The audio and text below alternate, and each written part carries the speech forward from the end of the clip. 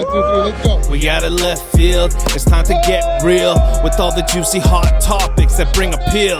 Like who's a Hall of Famer and who's the best team. Number one up on the power ranking, that's a prestige. Man, the outfield is mine, I'm calling left center. My name is Daniak, a name that you should all remember. Yoni, who you bringing on? Who's the guest spot? They better be bringing their A game. Come on, let's talk. All right. Season 2, back by popular demand, Out of Left Field Podcast. This is episode 1, season 2. Very excited to start this up again. Lots to talk about, lots to unpack.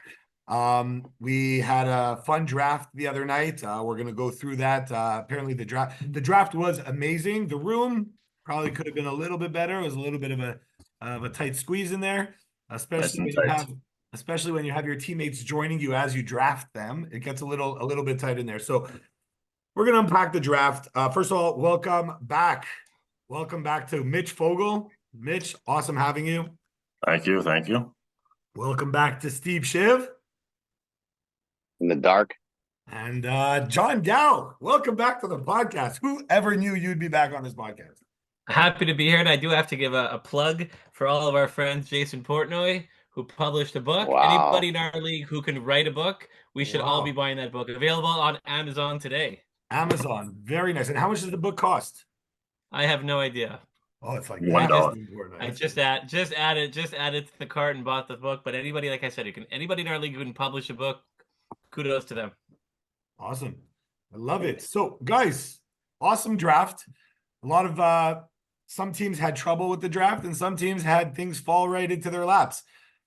Let's start right away with this draft. The first thing I want to talk about, I'll get it right out there. The biggest unknown about the draft was who was Yoni going to pick with his first pick. I'm not even joking. I came into the draft room 50-50, not knowing where I was going. And you guys didn't believe me, really didn't know. I could have gone either way. We've done mocks with both of them. The reason, I'm going to give it out there so everyone understands, the reason I went with the Bensers is because I knew what I was getting. I didn't see Emil. From what I understand, you guys are saying he's possibly a top 3, maybe if not now, but could possibly be a top 3 player in the league. People are saying he's a younger Shiv, which is anyone would want that on their team. And so, yeah, it was very exciting, and there were a lot of pros and cons. But by taking the Benzers, I knew what I was getting, and I knew what I had to build around. Like it was too much of an unknown for me to take Emil, and so we discussed it. And literally last second, we were going back and forth, and we decided to go with the Benzers. I'm super excited to have them on my team. I'm super excited because of their attitudes. I'm super excited because they're just gamers. I think Shiv was telling me that, or was it Fogel, that they made the finals 3 out of the last 4 years. That's a great pedigree. So I went with the Benzers. Now there's 2 people in this room who disagree with my choice, not because they don't like the Benzers, but because they do know how good Emil could be. Mitch, tell us a little bit. Yeah, I don't know if it's 2 or if it's 3, but I mean, maybe I'm biased to Emil because I know him. I know how athletic he is. I only saw him for 10 minutes, but just knowing him, knowing the level of ball that he played, to me, it was a no-brainer. Again, nothing against the Benzers, but to me, it was a no-brainer to pick him there. I mean, he's going to give you one. He's going to give you one fielding. It's going to take time for him to come around to hit. I think he's not going to become. He's not going to be a 1 tomorrow, but I think after a few weeks, he's going to be a 1. And no one really cares about the beginning of the season, right? It's all about what happens at the end of the season. Yep. Shiv, what do you think? I'll never speak poorly of the Benzers. Like, great teammates. I think, you can't ask for better guys than that. I do think Emil's probably going to end up being a top 3 player in the league. Just from the limited action I saw, just how natural he looks. To Fogel's point, like he played high level baseball. I don't think there's any question this guy's a top 3 player. But I like your draft. I think it worked out well. I think you can't go wrong with Jordan and Aiden. selfishly, I always want people to pass on the Benzers so that I can have a chance to draft them. In this round, they would have had to have fallen to the 7th round, so I don't think that was going to happen. But yeah, the eighth. 8th round. There you go. Oh yeah, I had Kobe in the 7th. Yeah. If I could have got them 8, 9, 10, this would be a different conversation right now. But John, the recipient of everyone passing on Emil. Talk to me about your thought process. What were you thinking? Let me just be clear. I played with Lior a million years ago. I mean, same weight for him, 40 pounds more for me. When Aiden and Jordan walked into the draft room, just the way those guys carry themselves, I would take those guys on my team any day, anytime, play with them. They're great people. They're great ball players, great energy. I mean, there's nothing not to love. The Benzers are, let's just say Lior and his wife did well. Those kids are great kids, and I would take them in a second. That being said, obviously no option for me to take them, just based on who my captains are and obviously where I was picking. I saw Emil play for 10 minutes, with Mitch and Shiv and whoever was there for that eval. It's got all the tools, all the skills. I'm hopeful. I'm hopeful that he's going to turn into what I think, but I'm not a professional talent evaluator. Obviously, guy looks like a ball player, moves like a ball player, hasn't played in 6 years, looked significantly better than 98% of the guys of the league before without playing for 6 years. So I'm hopeful that he can turn into that. And from what Mitch tells me, since I don't really know him, he's also a great guy. So that's always something that I'm looking for in my team, having nice people, good people, team players. So super happy it fell that way. But obviously the Benzers are the best people, and you're lucky to have them on the team. And I'm sure you guys are going to have an awesome year together. You know what? And that's what I told myself. I said, no matter what, it's just they're good people, good characters, and I just love playing with people who are good people, good characters, and gamers. They're going to come to the game no matter what the situation, and they're going to play the same way every game. And you know what? You can't ask for more. And to me, I got 2 really good players instead of a superstar. That's how I see it. Excuse me, you got 3. 3 really good players. Aiden Benzer is poised for a breakout. You know what? Aiden looked very good while hitting. Let me tell you, I watched him. He was pounding the ball. He was third base also. He looks good. He looks good in the infield. He looked good in the infield. He could play infield and outfield. Guys, Aiden got that swag, man. When someone walks in on a softball field with that swag, gotta respect it. He's that goofy kid that you just love to be around. He's like the goofy but positive kid. So I love it. John, this is the question that I want to know personally, and I'm sure viewers will want to know also. Had I taken Emil, where do you go? Ooh, that's a good question. So had you taken Emil, I don't have a shot at the Benzers based on my team. And you didn't have a shot at White. We'll get into that. That's our next topic of conversation. We'll leave the Logan out. So assuming everything else goes the same way, right? So Logan is taken and Rich is taken.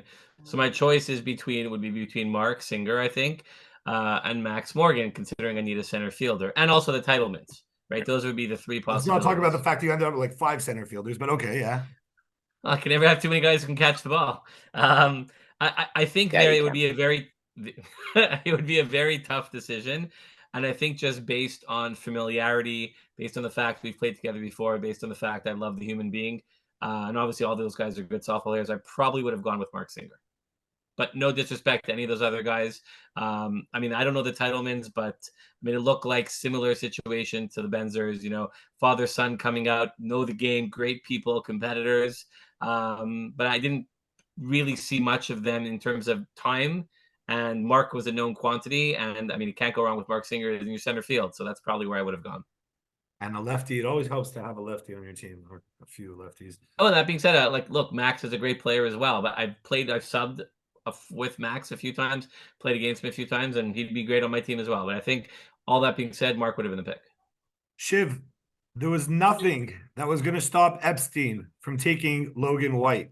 Explain us that situation and explain us what he told you before going into the draft room, because I found that to be extremely interesting. I loved the analogy. So give it to us. Yeah, he gave me the draft day analogy. So it's Logan White no matter what. So I think he locked in on his guy. I think he thinks Logan is, high 1 upside. I think he thought Mitch was great value in the 10th round, just, being someone who can play outfield for you. He hits pretty well. I think Mitch is a strong 10. And the way he explained it to me is he thinks there's only sort of a handful of guys that can kind of blow a game open, right? So think about Cam or Jared or, Darren, like these guys that if they catch fire, they go 5 for 5 with 5 extra base hits and they kind of blow a game open. He thinks Logan is one of those guys. And who am I to say he's wrong? I think Logan is fantastic. So, John, was there any part of you that was a little bit nervous that maybe Gelbart was going to take Emil instead of Rabinovich? No, that wouldn't have made me nervous at all. I played the first year in the league.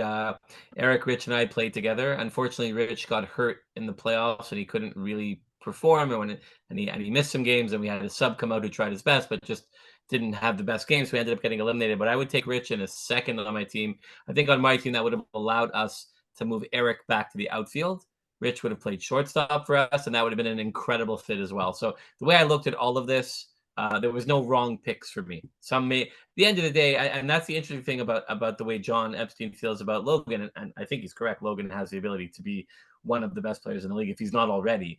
John is very sure about his talent evaluation. Him and I had a conversation, and I kind of, like most of us, when you do fantasy football, you tier players together, like, oh, I want one of these guys. The way Epstein looks at it is like his tiers are just smaller than mine. He's very clear on who he wants, and as somebody who drafts, that's very helpful. So you know exactly who you want. I was happy to get any of these guys. Emil worked out great for me, and now with our 7 center fielders, I think we're going to do awesome. Yeah, it just there's a few questions on what you're going to do on the infield, at least for me, and I'm sure other captains are also thinking like where you're going to put people, because you have people like Wayne, who's a decent, I would say a very good third baseman. He can play third, and you have a second baseman in Man, right? Because I'm assuming Eric Hassan will be playing short. Question is, where are the other infielders going to play if there's no more room for them to play? So that's a question for another day, I guess. But yeah, Mitch, going to you. When did you know that you guys are going to take the Titlemans at 3? And did you know that Shiv, like if like Shiv may have taken them if you didn't? So like, well, like Shiv, we had a pick before Shiv, so I wasn't worried about that. I knew there was really only 5 real picks before us. So I knew I was going to end up with either the Titlemans or the Benters, no matter what. I knew Emil was gone. I knew Rabin was gone. I knew Logan White was gone, one way or another. So it was pretty easy. We prepared pretty easy in terms of we prepared our draft either way, and whichever fell to us, fell to us. And I thought we wouldn't have to make a decision. In the end, we didn't. So it made it kind of easier in that sense. But that was pretty much how it played out. And you got a very good third baseman and hitter at the end of the 6th round with the last pick of the 6th. And you had him drafted technically after a Wayne, after a Cates, after a Randy, after a Salas, after a Cleverly, after a Corey Rabkin, and after a Kiki. So that's pretty good value if you ask me. Yeah. And all I've heard, I knew of the Titleman family. I don't know them very well at all. And all I've heard since the draft is even greater things. So it's getting me more and more excited. So I'm really looking forward to seeing them play. You look very excited, Mitch. You gotta stay cool, calm, and collected, but excited inside. Shiv, tell us your thought process for your third pick. Was it an option, or right away you knew you were going Morgan? No, option for sure, right? Like, I think there was a lot that happened in front of me in the draft. I think your pick sort of determined where I would go. If the Titlemans had fallen to me at 3, that would have been the pick. I agree with you. I think the value of Bobby in 6 is substantial, especially when you're drafting at the front part of the draft. So it makes him a late 6. Exactly. But I've always wanted to play with Max. I knew that I wouldn't be on T2 nearly as much this year, so I knew I had to get some lefties. So 27%. 27% of my team had to be lefties. No, look, Max is great. He's a guy with a power bat. He plays a very reliable center field. It came down to him and Mark Singer. I played with Mark Singer before. I wanted to try to. I like to play with different guys if I can. If I can't, I would have loved to have had my team from last year, obviously, knowing that wasn't a reality. sometimes it's fun to mix it up and try playing with new guys and see how the fit is. So that's what kind of pushed us over the edge on Max. John, just a quick question. Shiv told me something. I want to know if it's true or if it's complete bull flop. Okay. Shiv told me that on your randomizing, he got 24 out of 24 at T2. Is that true? That is correct. When I was working on the schedule, which will hopefully be out tonight or tomorrow, How does that happen? when I did it, I every hacked other the team AI. was more or less Shiv, equal. you're the puppet Yeah. master even for the algorithms. The AI has been manipulated. That's amazing. That's incredible. John, take us into your thought process on taking Kligger as a captain. I mean, he didn't show up to the draft, but he was captain on paper. So tell me how that thought process went. Well, I think like most people, when we were originally kind of moving into when we were guys and like we were like 88 players, there were a few center fielders that we felt that would be there was a bit of we were a bit short on true center fielders. Luckily, Emil joined and Andrew Titleman joined, which really helps that out too. Elite guys who can play defense, but at the time, getting center fielders at a premium. And Andrew Kligger has every year he's been I think he's been in the league 3 years maybe. He seems to have gotten better. 4th year, yeah. He seems to have gotten better both. Yeah, I think so too. I think he's gotten better both hitting and fielding. And besides the fact I know him also, and he's a really nice guy, and he's out there. He's a gamer. He likes to play, likes to contribute. It felt like a no-brainer to add a guy who's a center fielder, who's a good guy. And whether I have him now playing in the middle, whether I have him playing in the corner, moving around, it doesn't matter. I'll take him as my 4 all day long. I think at the end of the day, even when we added those guys, he still ended up being great value for me at 4. And like I said, looking for good people, looking for people who are going to mesh well on a team, and he's definitely a guy who will do that.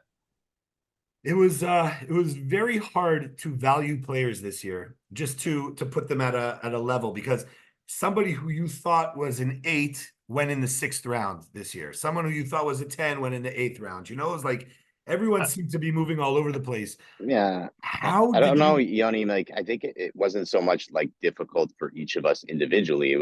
I found it hard to mock it, right? Because I can look at a player one way and you see him completely different. And there were a lot of examples of that in the draft. So I think after like the 6th round, and I was wrong. Like every time I went through this, I saw it falling differently. There were guys that were there when I was picking that I didn't expect to be there. And there were guys I thought would be there that weren't, right? So I don't like Carletti in the 5th, John? Or Lino in the 10th. Thank you very much, everybody. Or Harry in the 11th. That's all. Yeah. Look, I think when you have 15 new guys, there's just a tremendous amount of variability. You have guys that everybody looks at these evals on the grass when it's 7 degrees out and they haven't touched the ball or a bat, sometimes for a few years. We're all going to see those people differently. And this was the year where there was a tremendous amount of that stuff. Guys who, I had as a 7 and went as a 10 and vice versa. And I think that was true for everybody. I think it just shows also the great evolution of the league. We added 15 new people. Like that shows the league is really here to survive. It wasn't easy. I wouldn't say they just fell into our lap, but it's just to me that's just really good for the long-term viability of the league that we had 15 people. And if you look, most of them are not in sort of at the lower end. So I just think that's great for long-term viability. A lot of young kids coming into the league. Most of them are on Epstein's team, like as he has Caddy, White, and Malley. 3 kids that are definitely going to be the future of this league if they're not there already. This might be the year for those kids, to step up and with Mitch Caddy there as the veteran presence, I think these kids can do really well. And it's really nice to see the young kids coming into the league. And it's not so good for us being the old guys now, but the transition had to happen. And it's really nice to see the mix of players coming into the league. Shiv, I have a question for you. 2 teams didn't have a pick until the 6th round. Good strategy or bad strategy? I'm not sure it's a strategy at all, really. I don't think it's good or bad. I think sometimes it's good to know what you have. I think that's just how it felt. Hirsch and Maislin sort of wanted to come together. And I think just the way those guys the way that after they drafted Cam, I mean, I guess they did have 1 pick in the 5th round. The 5th, yeah. Yeah. And then, for Rose, like technically they did make a pick in the 1st. I think the Burks were a solid pick. Yeah, for two sure. guys that really just absolutely destroy the ball. I think it was a good get for them. And, I'm not sure it's as much a strategy as just how the board fell. And yeah, I think it made sense for both teams. I think they're both strong teams. So For sure. For Rose's team, who's playing where? I'm assuming there's one Burke pitching, there's one Burke playing center field. Talk is playing center field. I'm assuming Rose would be in the outfield. But after that, it gets a little dicey. I find I their think their positions outfield's actually pretty good. work. The outfield's Yeah. very good. Outfield is very good. But then you have Rapkin infielder, Harte infielder, Rickaby. Ephraim can play outfield. I think Ephraim will be their Yeah. fifth outfielder. You He think definitely so? play corner outfield. Yeah, he's a good outfielder. Over Darren? Well, no, Darren, Talk, Rose, Burke. Jay Burke, Okay. And Slep is going to be their all-time shortstop. Yeah. all time. Full time. Where do you see Rickaby Fuchs at Berryhill playing? I think Rickaby's a third baseman. Okay. I think Mitch Fuchs can do it all. That's why he was drafted at the top of the 10th round. Yeah. He can give you some third. He can give you some first. He was shagging some balls in the outfield today at BP. So yeah, look, I'm not one to talk. I think, we'll probably get to this at some point, but I'm going to have my own things to work through in terms of infield defense. But look, sometimes you can't always just say, hey, I'm going to overdraft a guy by 2 rounds because I think I need a second baseman when you think the best player on the board maybe fits at another position. But, we have 4 months to figure it out, right? Like I don't need necessarily the team to be good in May, but you want them to be good in September, October, right? So you've got some time to figure it out and see where guys fit, and you make it work. Okay, so we'll segue right into the Bears' 4 first basemen. What was the thought process? I'm just taking the best player available, no matter what position, or how did you go through that? How did that work? So like a little bit of both, and like first off, like I need to accept the abuse because I gave it to Lauren Crane really hard last year for his 5 first basemen. So I deserve everything that's coming my way. I think we all gave it to Lauren though. Yeah. I think I just see some of these guys differently, right? Like I've played with or against Primo for the better part of a decade, and I've seen him play positions that aren't first base, and I've seen him play them well. Obviously, that's information that I kind of held on to myself in a way. Just like, look, like people think he's a first baseman. That's your evaluation of him. It doesn't mean it's mine. I feel the same way about Mike Frankel. Like I think this is a guy who's played softball for 20, 30 years. Like if this guy needs to play second base or third base for you, he can do it. Like, do you think if Franco could play in the corner in the outfield? Yeah, I want to try to turn Jesse into a corner outfielder. I think Jesse's that was sort of my logic at 11. He was the youngest of those guys, the most athletic of those guys. So I wanted to, I like working with the youngsters, seeing what we got. And Jesse seems eager. He said he wants to try to play some outfield. So if we can turn him into a 5th outfielder, I think it would be great. So For the league also. Working the phones for you is not an option at this point. Like, you mean trading? Yeah. No, I mean, I don't even know what this team is yet. I know one thing. I look at the batting lineup and I think it could really hit. Like, I think there's a world where Steve White is batting 10th on this team. So I think the lineup runs deep. I think there's some guys that hit the ball hard and guys that have played a lot. And look, I went with what I thought was right in each round. And, anybody who created Logan Franco, I'm happy to have on my team because I think he has that same fire and desire to win. We wanted to draft men, Yoni. I get it. Men. I get it. I wanted to draft good character people, and that's exactly what I did. Come on, so. like Greg Cates, Primo. These guys are Mike Franco. Like they're all great top. guys. Primo and Cates, top characters for sure. And I would have loved to have them on my team. To be honest with you, if Cates was available coming around, I would have definitely snagged that. And the last thing I'll say, like I'm happy that I was able to pair Mike with Jesse. So they take one for the league. Most of the father-son combos sort of insist on playing together, and these guys don't. So I was happy that I was able to sort of bring Mike together with Jesse on my team. I think that's fun for them. They get to play together. So that was another, I guess, little bonus from that for sure. Mitch, 3 players on your team would not have been happy if they weren't drafted by your team. You know who I'm talking about. Now, what would have happened if they wouldn't have been drafted by your team The three, I mean, I know two for sure. and yourself? Okay, myself. Uh, Now you know all um, three. okay, so myself included. So what would have happened? I mean, I know Plotkin really, really wanted to end up back with us. You know, we won last year. He was pissed that he wasn't captain. I could tell you that much. Yeah. So like I'm happy we got him, and you know, I've spoken to him a lot the last few days. He's super happy. So I think that's one who really wanted to be with us. I think Tony would have been okay on some other teams also. I mean, he's happy to be with us. You know, he made it kind of clear in the season, before the season, but I think he would have been okay. You know, and I played with him before. Obviously, I played with Plockton before. You know, people think we're going to be the crazy team.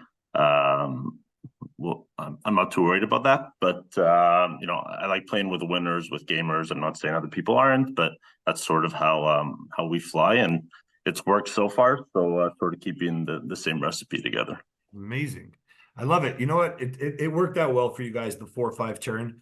I don't know how, like, if it was 100% that you guys were. I know they were taking Fogel for sure. I don't know what they were going to do with 5. I don't know if that was a question or if it was like 100%. We're taking Ricci right here. Was it 100%? Did you know that was happening?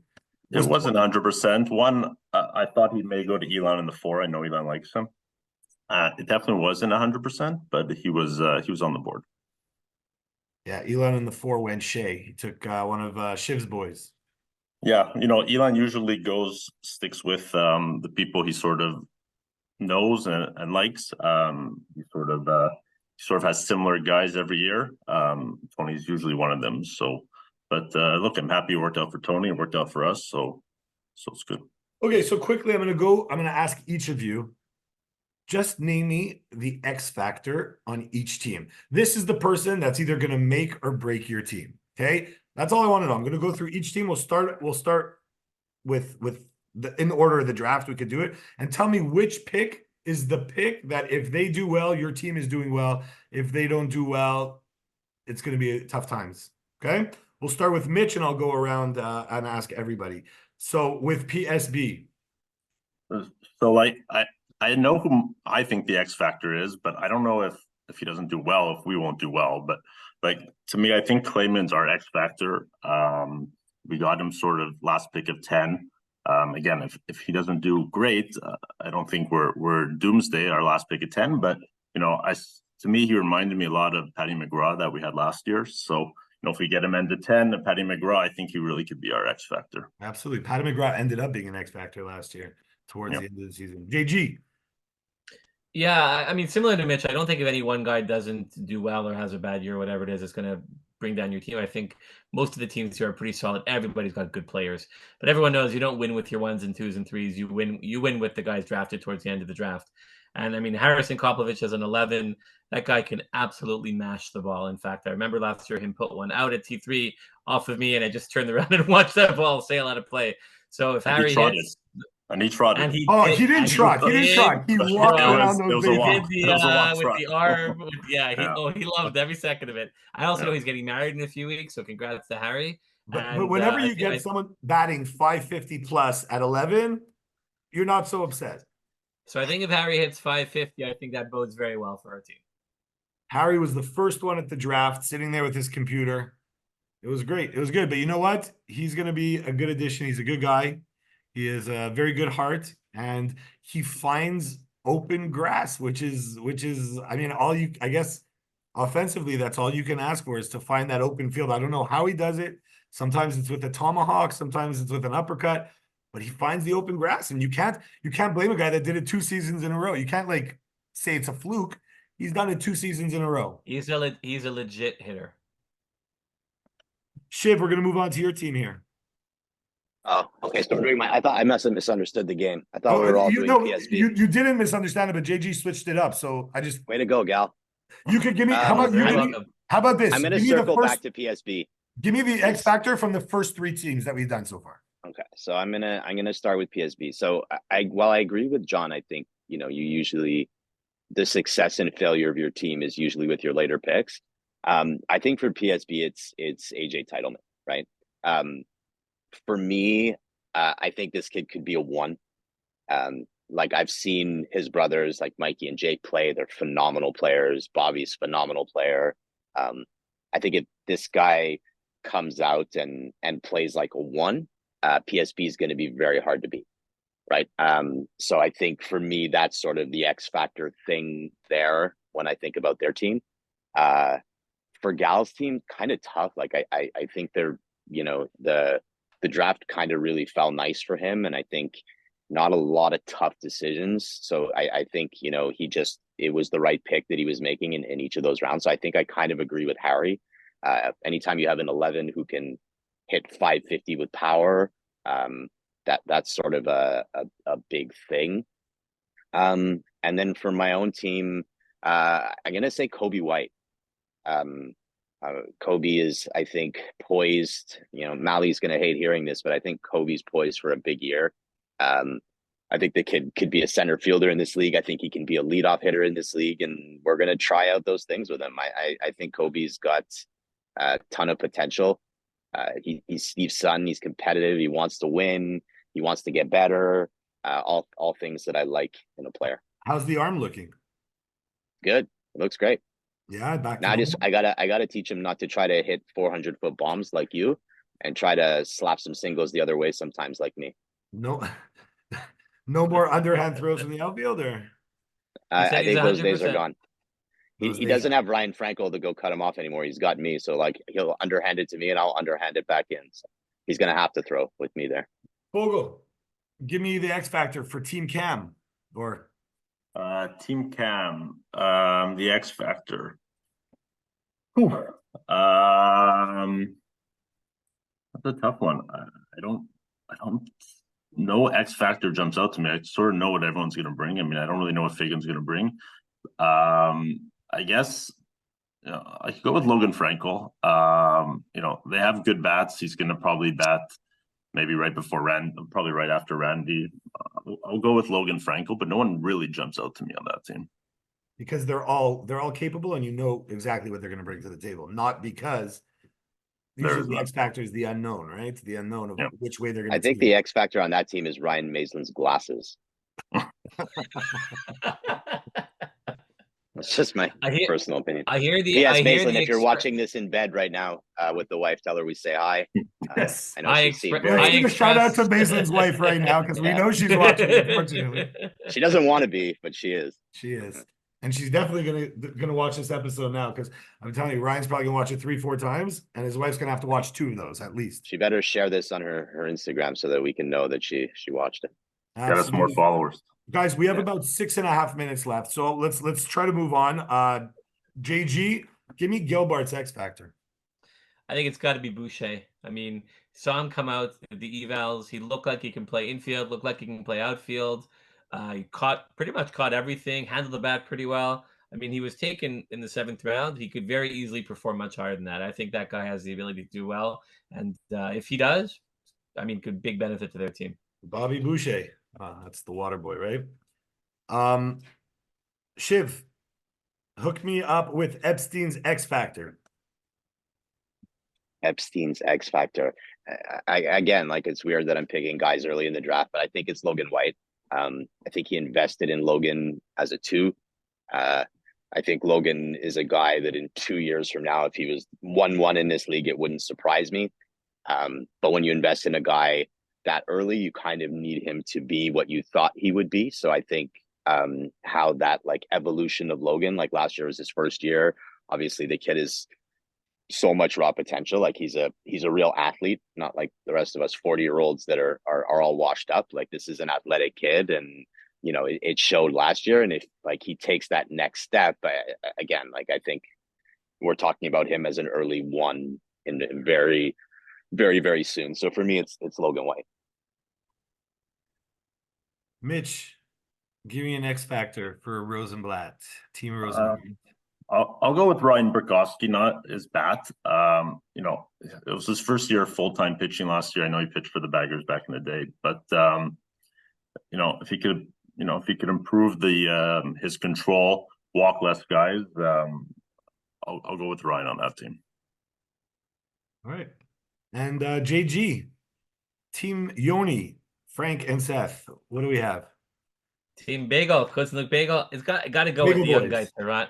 Got to go with Tirani. I mean, this kid Agreed. looks like an athlete. Well, he gave it his all during the eval, diving all over the place, making plays. Obviously, I don't know when when he ever played softball. He probably came off just of hardball. I don't really know him. According to but him, I he think played hardball his whole life, never played softball.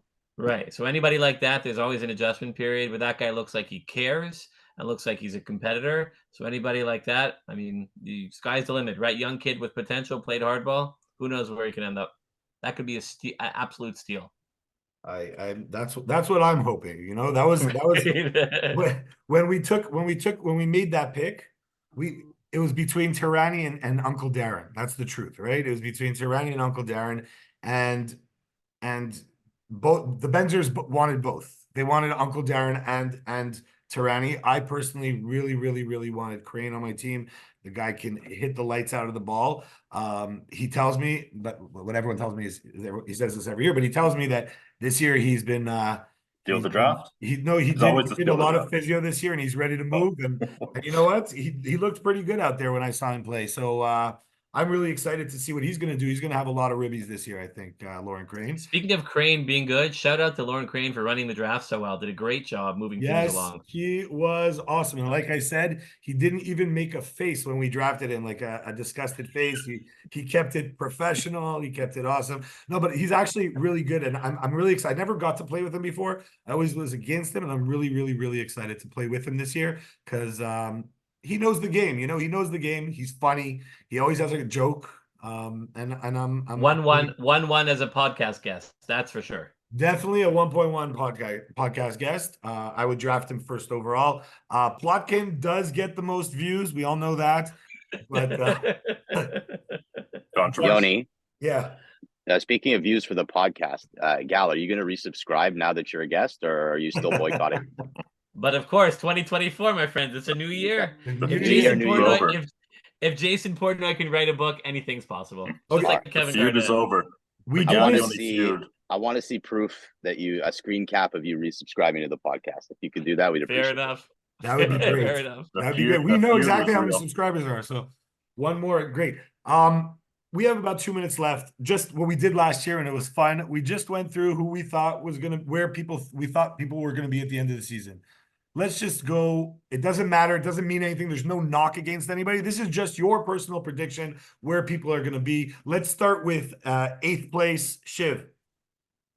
Oh my God. I'm gonna go with Team Rose. I just think there's a lot of questions that I have. I hope I end up wrong. I love Rose. I love dealing with Rose as a captain, but for now, that's my vote for 8. John, who's coming in 7th? Ooh. And there's no. I gotta go in the same theme. I got to go with rookie captains. I think rookie captains, it's a little hard to figure it out during the regular season, working with the subbing people. So we'll go with CSL Bagel Bus in 7th. Bagel. Okay. 6th, Mitch. I'll go Team Daniac with 6. 5, Shiv. Like this. I'm climbing the rankings because we know I'm not going to say myself here. I have faith in you. Thank you. Appreciate that. So me, Gal, Shiv teams do well until the finals. Guys, we just have a couple seconds left, so a couple a minute maybe. So maybe I have to park this. This is going to take me a while to figure out. But we can... let's save the rest of the predictions for next week. We'll just like that. We'll have a game in the bank too. Thank you guys for joining us. Thank you. I'm so excited for this season. This week it's starting. It's actually happening. We're going to have a great time. Thank you guys for joining us, and have a great season, and good luck to everybody.